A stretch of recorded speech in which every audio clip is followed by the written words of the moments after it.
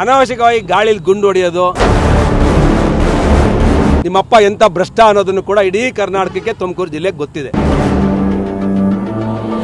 ಬಗ್ಗವನು ಅಲ್ಲ, ಜಗ್ಗವನು ಅಲ್ಲ ಸುರೇಶ್ ಗೌಡ. ದ್ವೇಷ ಸಾಧಿಸಬಾರ್ದು ಅಂತೇಳಿ ನಾನು ಬದಲಾವಣೆ ಆಗಿದ್ದೇನೆ. ಡಿಸಿ ಗೌರಿಶಂಕರ್ ಸುದ್ದಿಗೋಷ್ಠಿ ಮಾಡಿದ್ದಾರೆ ಸರ್. ಗ್ರಾಮಾಂತರ ಕ್ಷೇತ್ರದಲ್ಲಿ ಭ್ರಷ್ಟಾಚಾರ ಜಾಸ್ತಿ ಆಗಿದೆ, ಸುರೇಶ್ ಗೌಡರು ಕುಮ್ಮಕ್ಕು ಕೊಟ್ಟಿದ್ದಾರೆ ಅಂತ ಹೇಳಿ ಆರೋಪ ನೋಡ್ರಿ, ಕಾಂಗ್ರೆಸ್ ಇವತ್ತು ಆಡಳಿತದಲ್ಲಿದೆ. ಇವರು ಕಾಂಗ್ರೆಸ್ ಪಾರ್ಟಿ ಸೇರ್ಕೊಂಡಿದ್ದಾರೆ, ಮಾಜಿ ಶಾಸಕರು. ನಾನು ಅವ್ರದೇ ಸರ್ಕಾರ ಇದೆ, ನಾನು ಅವ್ರಿಗೆ ವಿನಂತಿ ಮಾಡ್ತೇನೆ, ನೀವು ಪ್ರೆಸ್ ಮೀಟು ಮಾಡಿ, ಏನು ತಪ್ಪಾಗಿದೆ ಅದು. ಆದರೆ ನೀವು ಅದನ್ನು ಬಂದು ಲೋಕಾಯುಕ್ತಕ್ಕೆ ಕೊಡೋದು, ಸರ್ಕಾರ ನಿಮ್ದು ಇಟ್ಕೊಂಡು ಸರ್ಕಾರದಲ್ಲಿ 5 ಪೈಸೆ ಹಣ ಬರ್ತಿಲ್ಲ.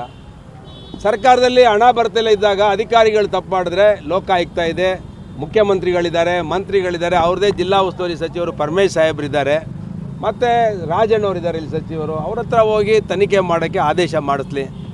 ಇವತ್ತು ಯಾವುದೋ ಅಧಿಕಾರಿನ ಬಲಿ ಹಾಕಬೇಕು, ನೇಣು ಹಾಕ್ಸ್ಬೇಕು ಅಂತ ಅವ್ರಿಗೆ ತಲೆ ಒಳಗಡೆ ಇದೆ. ಈಗ ಎಷ್ಟೋ ಜನ ಅಧಿಕಾರಿಗಳು ಸತ್ತವ್ರೆ, ಇಲ್ಲೂ ಯಾರೋ ಒಂದಿಬ್ಬರನ್ನ ಸೂಸೈಡ್ ಮಾಡಿಸ್ಬೇಕು, ಅವ್ರು ನೇಣು ಹಾಕ್ಸ್ಬೇಕು ಅಂತ, ನೇಣು ಗಂಬಕ್ಕೆ ಹಾಕಬೇಕು ಅಂತ ಉದ್ದೇಶದಿಂದ ಮಾಡೋರೆ ಅಂತ ಅನಿಸುತ್ತೆ. ಅದರಿಂದ ನಾನು ಗೌರಿಶಂಕರ್ ಅವರಿಗೆ ವಿನಂತಿ ಮಾಡ್ತೇನೆ, ನೀವು ಇಲ್ಲಿ ರಾಜಕೀಯ ಕ್ಷೇತ್ರದಲ್ಲಿ, ನನ್ನ ಕ್ಷೇತ್ರದಲ್ಲಿ ನಕಲಿ ಬಾಂಡ್ ಹಂಚಿ ಇವತ್ತು ನೀವು ಡಿಸ್ಕ್ವಾಲಿಫೈ ಆಗಿರೋರು, ನಕಲಿ ವ್ಯಾಕ್ಸಿನೇಷನ್ ಹಾಕಿ ನೀವು ತನಿಖೆಯನ್ನು ಇವತ್ತು ಎದುರಿಸ್ತಾ ಇದ್ದೀರಾ.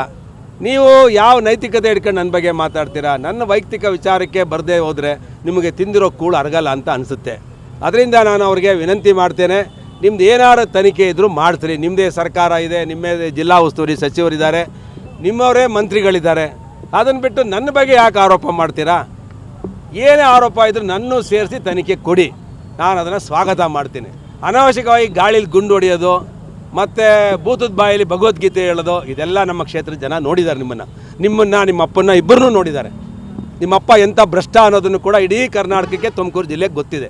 ನೀನು ಏನೇನು ಮಾಡಿದೆ 5 ವರ್ಷದಲ್ಲಿ ತುಮಕೂರು ಜಿಲ್ಲೆಯಲ್ಲಿ, ಯಾವ್ಯಾವ ರಸ್ತೆಗಳು ನೀನು ಹಾಕಿರೋವೋ 6 ತಿಂಗಳು ಕಿತ್ತೋಗಿರೋದೆ ಅನ್ನೋದು ಗೊತ್ತಿದೆ. ನಾನು ಮಾಡಿರೋ ಕೆಲಸನೂ ಹೋಗಿ ನೋಡ್ಕೊಂಬರಲಿ. ನೀನು ಅಧಿಕಾರ ಬಂದಮೇಲೆ ಏನೇನು ಆಗಿದೆ ಅನ್ನೋದನ್ನು ತನಿಖೆ ಮಾಡಿಸಿದ್ರೆ ಅದು ಬೇರೆ ಆಗುತ್ತೆ. ನಾನು ರಾಜಕೀಯದಲ್ಲಿ ಏನು ಮಾಡಬಾರ್ದು ಅಂತೇಳಿ, ದ್ವೇಷ ಸಾಧಿಸಬಾರ್ದು ಅಂತೇಳಿ ನಾನು ಬದಲಾವಣೆ ಆಗಿದ್ದೇನೆ. ಆದರೆ ಸರಿ ಮಾಡ್ಕೊಂಡು ವ್ಯವಸ್ಥೆ ಹೋಗಬೇಕು ಅಂತ ಪದೇ ಪದೇ ನೀನು ಅಸ್ತಿತ್ವ ಉಳಿಸ್ಕೊಳ್ಳೋಕೆ ಇವತ್ತು ಬಂದು 2 ವರ್ಷ ಆದಮೇಲೆ ಪ್ರೆಸ್ ಮೀಟ್ ಮಾಡೋದು, ಇದಕ್ಕೆಲ್ಲ ಬಗ್ಗವನು ಅಲ್ಲ, ಜಗ್ಗವನು ಅಲ್ಲ ಸುರೇಶ್ ಗೌಡ. ನಾನು 45 ವರ್ಷದ ರಾಜಕೀಯದಲ್ಲಿರೋನು, ಯಾವುದೇ ಒಂದು ಕಪ್ಪು ಚುಕ್ಕೆ ಇಲ್ಲದಲ್ಲೇ ಈ ಕ್ಷೇತ್ರದಲ್ಲಿ ಕೆಲಸ ಮಾಡಿರೋನು. ಸಾರ್ವಜನಿಕ ಕ್ಷೇತ್ರದಲ್ಲಿ ಯಾವತ್ತೂ ಇಲ್ಲಿವರೆಗೂ ನಾನು ಒಂದು ಕಪ್ಪು ಚುಕ್ಕೆ ತಗೊಂಡಿಲ್ಲ.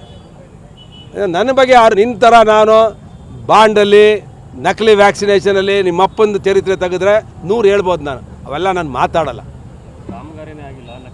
ಅದು ಏನು ಕ್ವೈರಿ ಮಾಡಲಿ ರೀ, ನನ್ನ ಕೇಳ ಅಧಿಕಾರಿಗಳು ಬಿಲ್ ಬರೀತಾರೇನ್ರಿ? ನನ್ನ ಕೇಳ ಅಧಿಕಾರಿಗಳು ಬಿಲ್ ಬರೀತಾರ?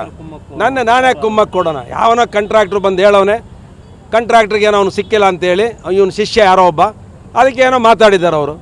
ಯಾವನೊಬ್ಬ ಹೇಳೋನಂತ ಮಾತಾಡಬಾರ್ದಲ್ಲ, ಪರಿಶೀಲಿಸಬೇಕಲ್ಲ.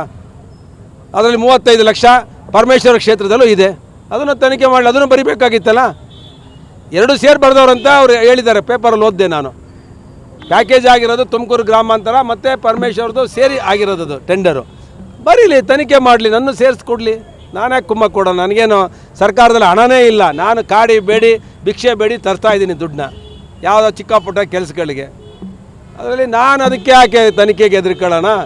ಯಾವ ಅಧಿಕಾರಿ ತಪ್ಪು ಮಾಡಿದ್ರೆ ಅವನು ಜೈಲಿಗೆ ಹಾಕ್ತೀನಿ, ನಂದೇನಿದೆ ಅದರಲ್ಲಿ? ನನ್ನ ಸೇರಿಸಿ ತನಿಖೆಗೆ ಆದೇಶ ಮಾಡಲಿ ಅವರು. ಹೌದು, ಹೇಳಿದ್ದೀನಲ್ಲ ನಾನು, ತನಿಖೆ ಮಾಡಲಿ, CCTV ಫುಟೇಜ್ ಎಲ್ಲ ಚೆಕ್ ಮಾಡಲಿ ಗೌರಿಶಂಕರ್ ಅವರು, ಅವ್ರದ್ದು ಸೇರಿಸಿ ತನಿಖೆ ಮಾಡಲಿ. ಏನಕ್ಕೆ ಕರೆಸಿದ್ರು? ಒಬ್ಬರು ಮಾಜಿ MLA ಮನೆ ಕರೆಸ್ತಾರೆ ಅಂದರೆ ಏನು ರೀ ಅರ್ಥ? ಎಲ್ಲ ಅಧಿಕಾರಿಗಳನ್ನ AW PW ಅವ್ರನ್ನ ಕರೆಸ್ತಾರೆ, AW ಅವ್ರನ್ನ ಮೈನರ್ ಇರಿಗೇಷನ್ ಅವ್ರನ್ನ ಕರೆಸ್ತಾರೆ ಅಂತ ಅಂದರೆ, ತಹಸೀಲ್ದಾರ್ನ ಕರೆಸ್ತಾರೆ ಅಂದರೆ ಯಾಕೆ ಕರೆಸ್ತಾರೆ ಅವರು? ಏನು ಅಧಿಕಾರ ಇದೆ ಅವ್ರಿಗೆ? ಅಂದರೆ ದಬ್ಬಾಳಿಕೆ ಮಾಡೋದೆಲ್ಲ ನಡೆಯಲ್ಲ ಅಂತ ಹೇಳ್ತೀನಿ ನಾನು. ಮುಖ್ಯಮಂತ್ರಿಗೆ ಕಾಗದ ಬರೀತೀನಿ, ಈ ಥರ ಎಲ್ಲ ಧೋರಣೆಗಳನ್ನು ಇಟ್ಕೊಳ್ಳೋದ್ರೆ ನೆಟ್ಗಿರಲ್ಲ ಅಂತೇಳಿ. ತನಿಖೆ ಮಾಡ್ಲಪ್ಪ, ನೋಡಪ್ಪ ಕೇಳಪ್ಪ, ತನಿಖೆ ಮಾಡಲಿ, ತಪ್ಪಿಸೋದ್ರ ಮೇಲೆ ಕ್ರಮ ತಗೊಳ್ಳಿ. ನನ್ನ ಸೇರಿಸ್ಕೊಡ್ಲಿ ಲೋಕಾಯುಕ್ತಕ್ಕೆ. ನಾನು ತಪ್ಪಿದ್ರೆ ಶಿಕ್ಷೆ ಮಾಡೋಕ್ಕೆ ರೆಡಿ ಇದೀವಲ್ಲ, ನನ್ನ ಮೇಲೆ ಯಾಕೆ ಆರೋಪ ಮಾಡಬೇಕು? ಆರೋಪ ಮಾಡಿದ್ಮೇಲೆ ಕರೆಕ್ಟಾಗಿ ಗೊತ್ತಿದ್ರೆ ಮಾಡಬೇಕು. ಆರೋಪ ಗಾಳಿಲಿ ಗುಂಡು ಹೊಡೆದ್ಬಿಟ್ರೆ ಎದುರ್ಕೊಂಬಿಡ್ತಾರೆ. ತನ್ನ ಅಸ್ತಿತ್ವಕ್ಕೆ ಬಂದಿಲ್ಲ ಭಾಷಣ ಮಾಡಿದ್ರೆ, ಪ್ರೆಸ್ ಮೀಟ್ ಮಾಡಿದ್ರೆ ನೀವು ಮಾಧ್ಯಮದವ್ರು ಕೇಳಬೇಕಲ್ಲ, ನನ್ನ ಪಾತ್ರ ಏನಿದೆ? ನನ್ನ ಮಾತು ಯಾವನು ಕೇಳ್ತಾನೆ? ರೂಲಿಂಗ್ ಪಾರ್ಟಿ ಇವ್ರದ್ದು ಮಾತು ಕೇಳ್ತಾರ? ವಿರೋಧ ಪಕ್ಷದಲ್ಲಿರೋರನ್ನ ಮಾತು ಕೇಳ್ತಾರ ಸರ್ಕಾರಗಳು? ನಮ್ಮದೇ ನಡೆಯುತ್ತೆ ಈ ಸರ್ಕಾರದಲ್ಲಿ, ಎಲ್ಲ ಅವ್ರದ್ದೇ ಅಲ್ಲಿರೋಂಥ ಎಮ್ ಎಲ್ ಎಗಳನ್ನೇ ತೃಪ್ತಿಪಡಿಸೋಕ್ಕೆ ಸಿದ್ದರಾಮಯ್ಯವ್ರಿಗೆ ಆಗ್ತಾರೆ ಬಾಯಿ ಬಡ್ಕೊಳ್ತಿದ್ದಾರೆ, ಇನ್ನು ನಮಗೇನು ಸಹಾಯ ಮಾಡ್ತಾರೆ.